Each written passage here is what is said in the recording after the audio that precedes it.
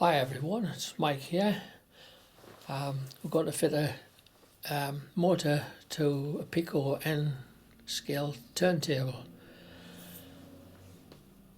This is best done out of the layout so you've got more access to it and it's easier to assemble. I'm going to fit it with this Locomotech motor, which I'll go through piece by piece with you, and as you can see it's all the bits are there on the diagram, so it shouldn't cause much problem in fitting.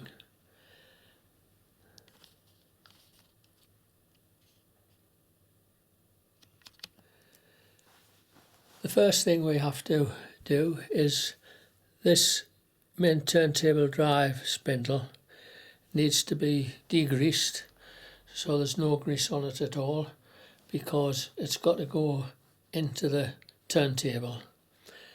What I used was this plastic weld from Devcom, and this is what Locomotech recommend.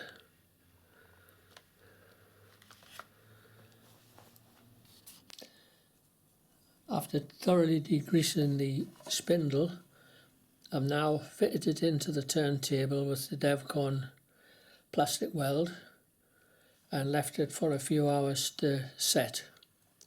I've also fitted the red and black wires to the track which will go through to the DCC decoder, which I'll come to later.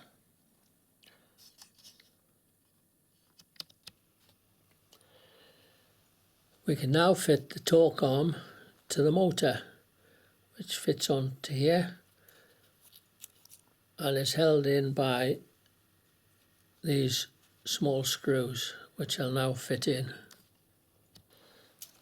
Having fixed the torque arm, we can now fix the sleeve, the motor coupling sleeve. Make sure you get on the flat side, that for one side, yes.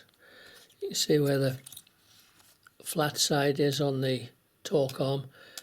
One of those set screws has got to fit onto that.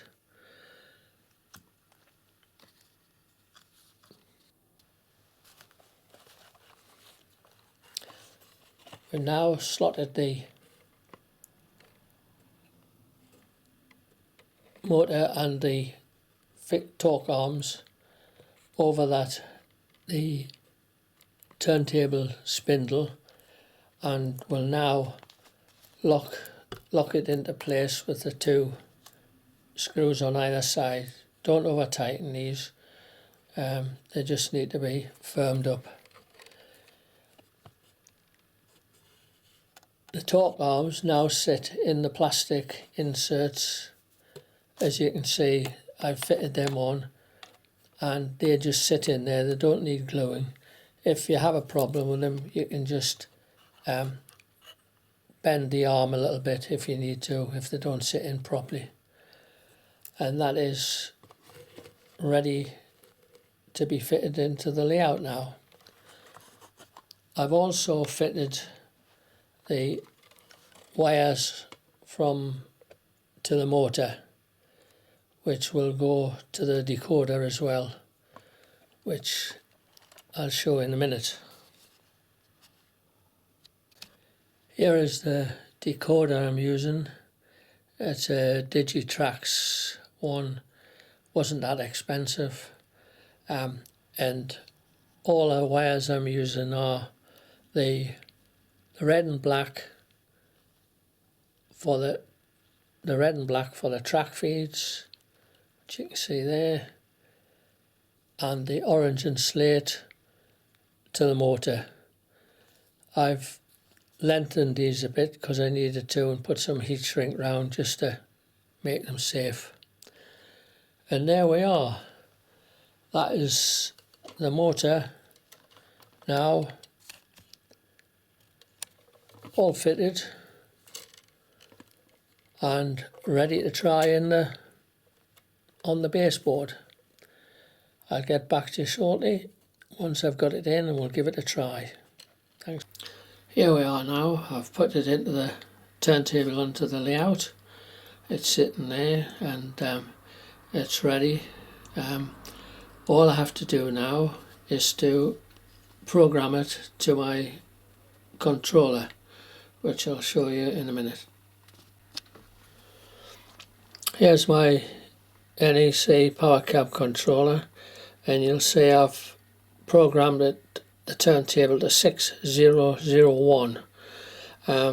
You do this the same as what you would do for your locomotive when programming, but make sure you've got no locomotives on the track, or else you'll upset their coding. So that's it, it's coded in now, so we can try the turntable to see if we're working.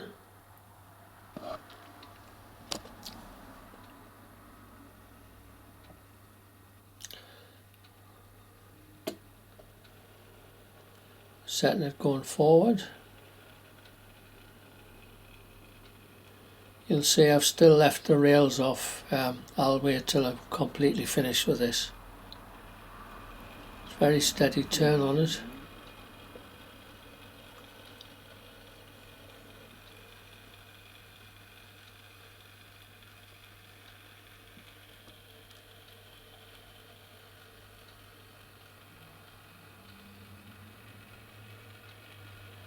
With it going so slowly, you can turn it down whatever you want. It's easy to line it up. There we are, we're lined up there.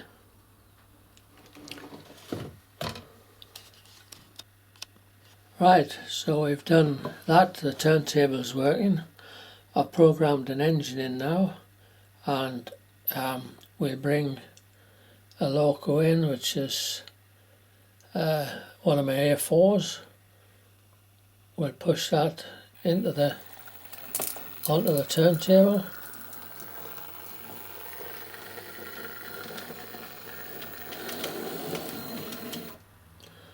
And there's on the turntable now. So we'll program the turntable in, which I have done. We'll now turn the loco.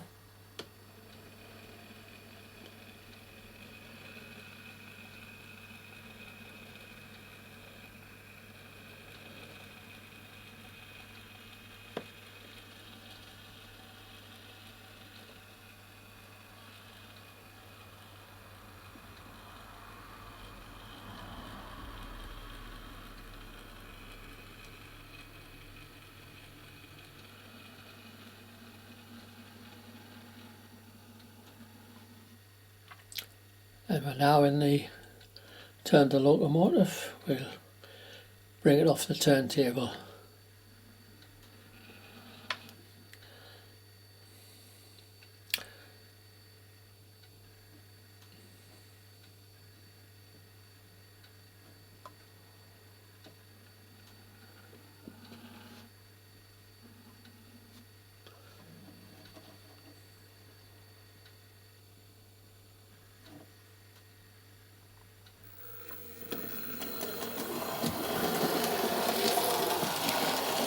And there she is turned. I'll now put one of my diesel rail cars on, and I'll show you what happens with the sound on.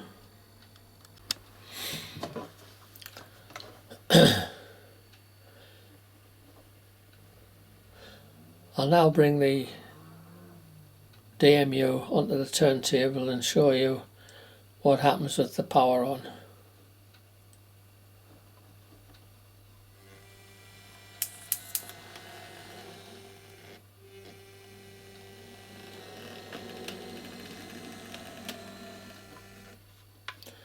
The power car's on there now. We'll turn the turntable and I'll put the sound on.